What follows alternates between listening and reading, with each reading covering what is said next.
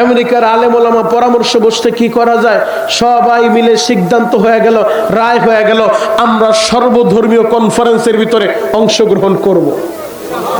সুবহানাল্লাহ বলবেন না? তাহলে সর্বধর্মীয় কনফারেন্সে যাব, তবে ওই জায়গায় আমরা কোনো বক্তব্য রাখবো না, গরম বয়ান করব না, নরম বয়ান করব না, নসিহত করব না। কি করবেন? সিদ্ধান্ত হয়ে গেছে এই 10 মিনিট আল্লাহর কোরআন থেকে তেলাওয়াত করব। আরো জোরে বলেন। এই কোরআন তেলাওয়াতের কত পাওয়ার, কত পাওয়ার! এই কোরআনের তেলাওয়াত কত দামি, এইটাই আপনাকে আমি বুঝাইতে চাই বাবা।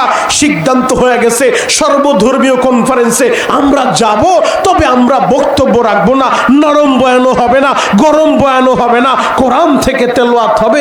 তবে তেলাওয়াতটা করবে কে? ব্যক্তিটাও তো ওই রকম ব্যক্তি লাগবে। কে তেলাওয়াত করবে?